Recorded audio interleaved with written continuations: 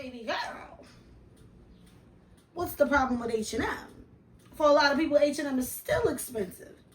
What are you talking about? Get your money, sis, fuck a hater. Get your money, sis, get your weight up. Make your money move, I ain't mad at you.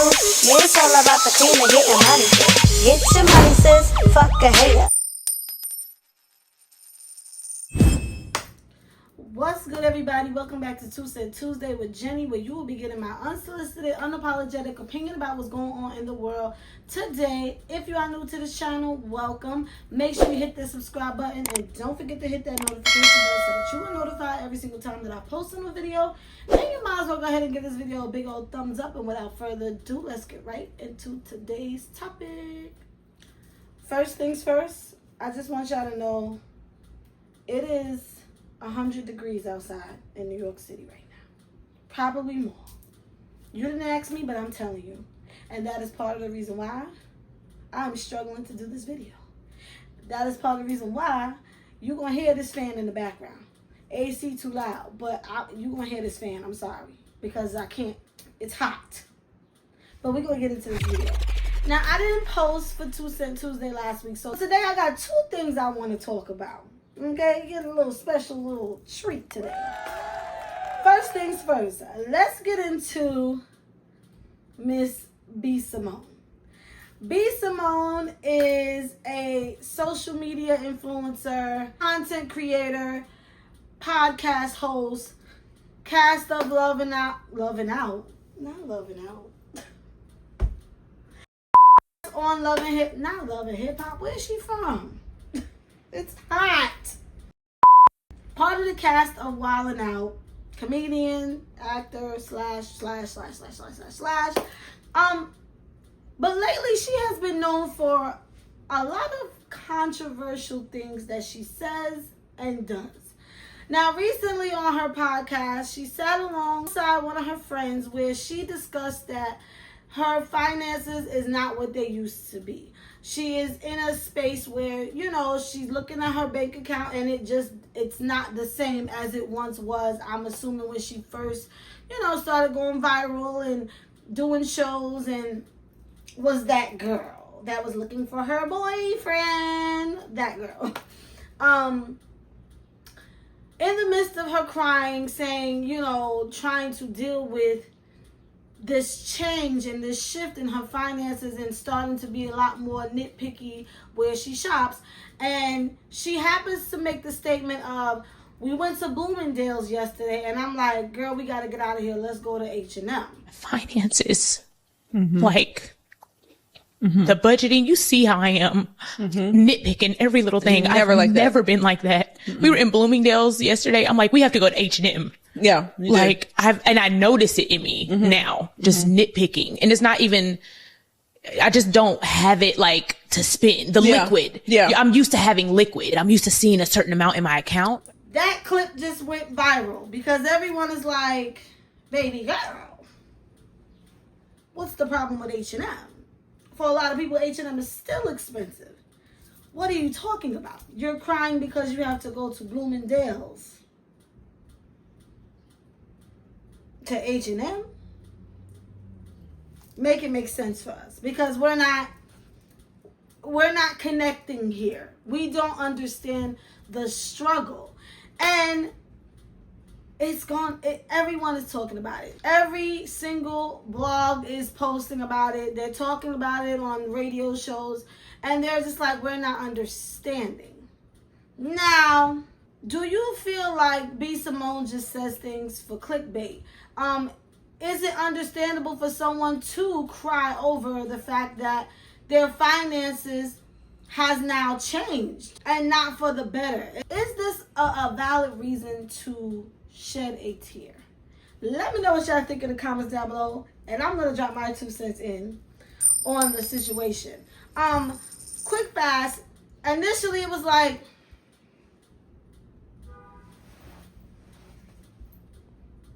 nah, girl. Like, who? What? Initially, I was just like, no, girl, this ain't it. This ain't it at all. However, Jesus, the amount of grace that you have to give people It's a lot. And I am learning to give people grace every single time, no matter how bizarre, how crazy it sounds to me. Now, what I took from that statement was simply that she is not making the money that she once was. Okay? Now, if you come from struggle, you get put on, now you all the way up. You don't care where you shopping here, there, Balenciaga, Gucci, Prada, give it to me. It's nothing. To go from that to now, I gotta be a little, let me see the price tag. Okay, we can't do that today. That is something that can, you know, mentally bother you. I can imagine. Because we not there yet. We still survivors over here, struggling, you know. But I can imagine that struggle. I can imagine that being a hard time for someone, anyone. Because, you know, although you're still doing what you're doing, but changes you might be making or statements you may be saying is making you lose a fan base, and you're not making as much money as you once were, and that is enough to mess with you mentally, emotionally. So I felt like maybe that was the focus of the conversation, and not so much the fact that I gotta go from Bloomingdale's to H&M. I don't think that was like the focus, but I think people took it as not why that bad example. And again, as a content creator and as a social media influencer, that means you influence the people who watch you. And if they feel like they cannot relate, you may not get the support that you once had. So making statements like, I'm crying, and making statements like, I had to leave Bloomingdale's and go to H&M. Somebody who supports you that still has to shop at Marshall's, they may feel some type of way watching it, because it's like, girl, I can't relate. Like, what are you talking about? It's all about reading the room and just being mindful of what you say, because unfortunately we do live in a climate where you just have to watch what you say, because people will take that small clip and run with it, and that's what people are doing.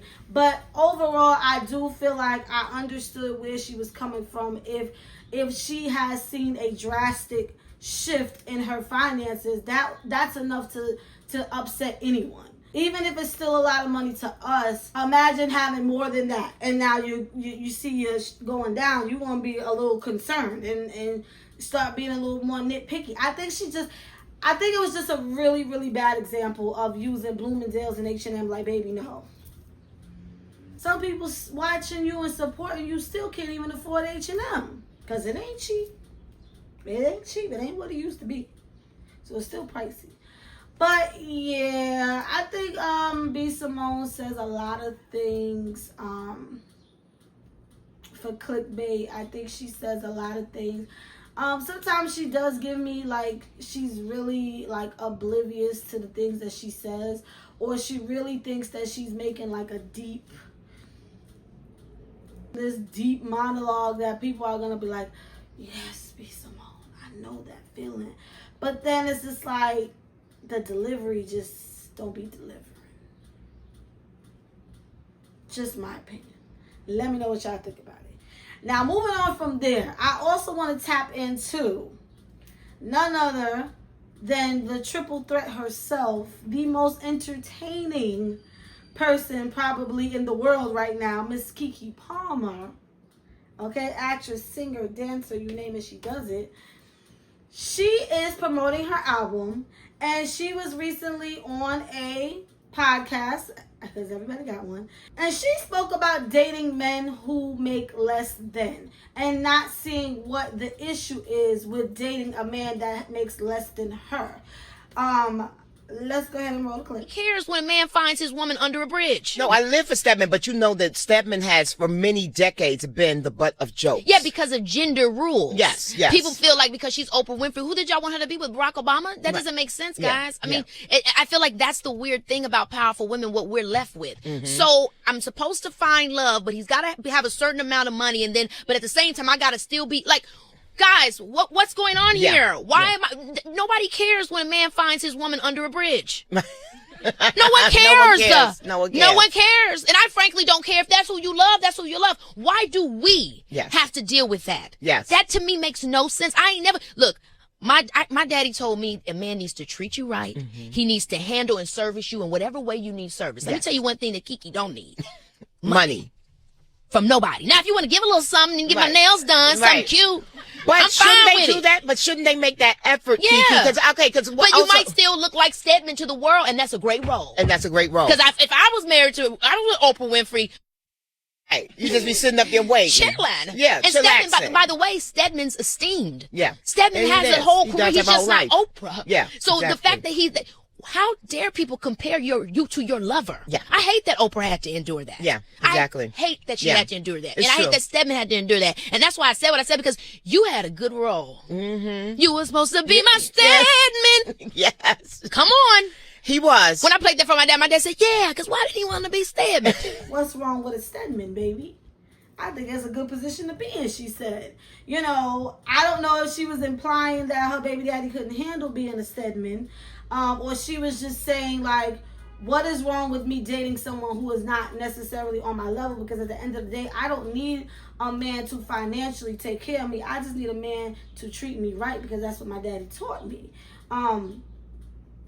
Come with the love, come with the happiness, come with the joy, come with the peace, come with the loving on me. I don't need your money. And that clip has now gone viral. And I remember there was an episode where she was on the Steve Harvey show where he told her that she should not date men that make less than her, or she shouldn't date men of a certain status because of who she is. And she's like, to hell with that, baby. I don't mind. So now,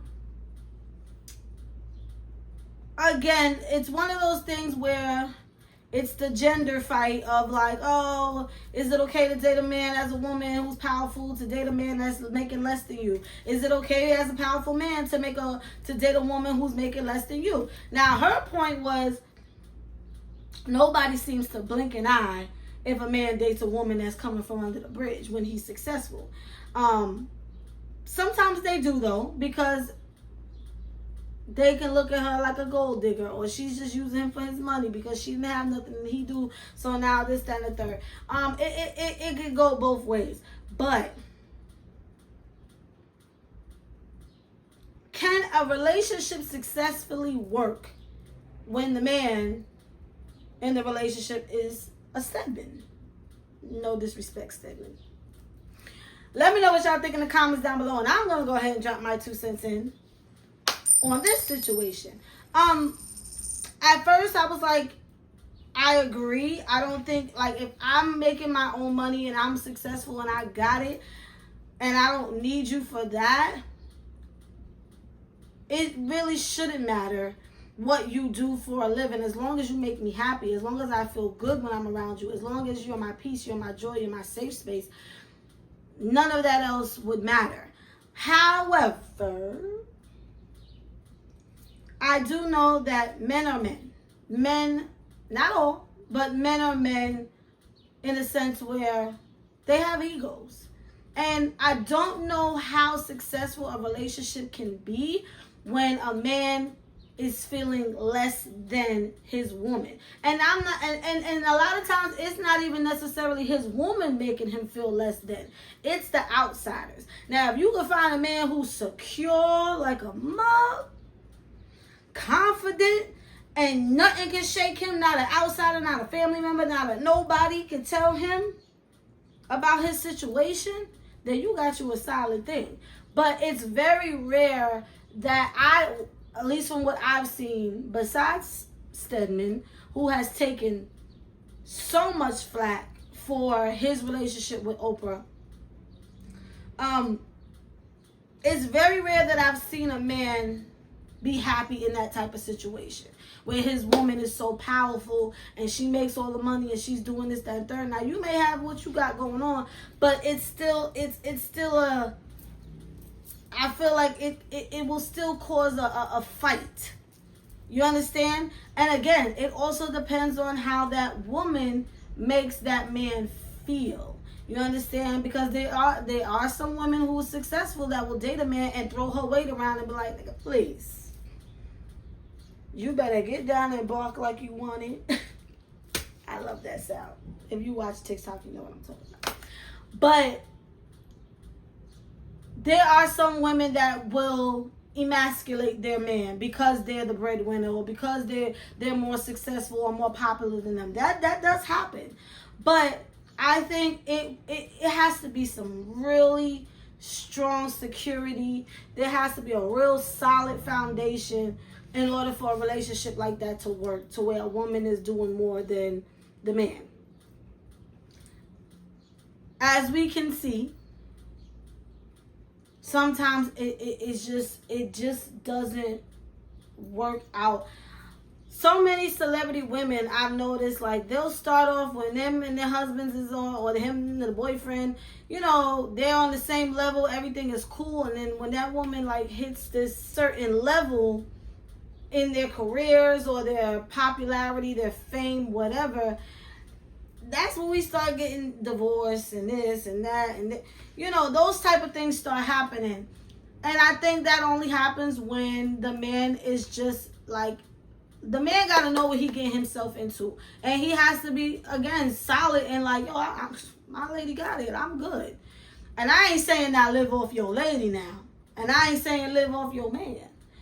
Like she said in the clip, you know, it's not like Stedman is broke and a bum living on Oprah's couch. I highly doubt that she would be with someone like that.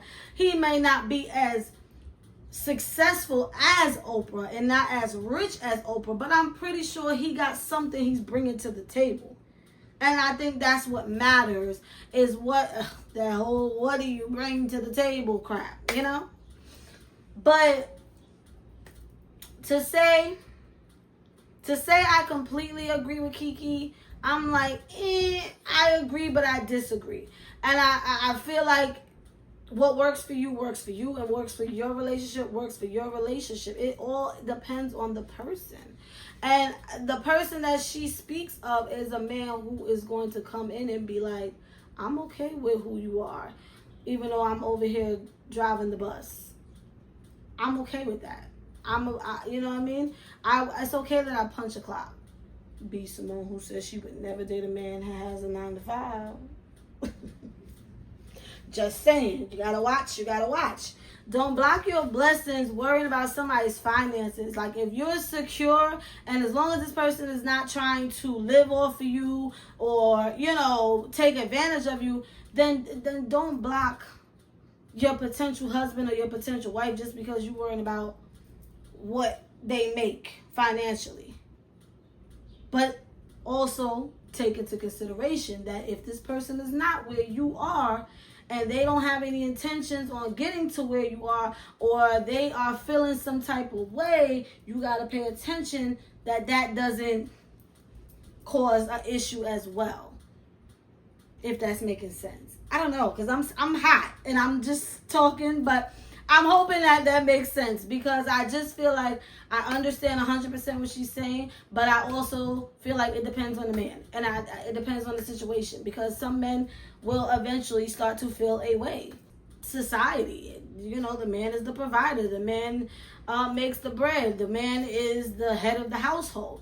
Now, I remember watching Club Shay Shay, and comedian Cheryl was on there, and she spoke about how, you know, she has been in relationships where she made more money, but she's always going to make sure her husband or her man feels like the head of the household, regardless of who's making more. Her man is the head of the household. He is the man in the relationship. He makes decisions. She goes to him.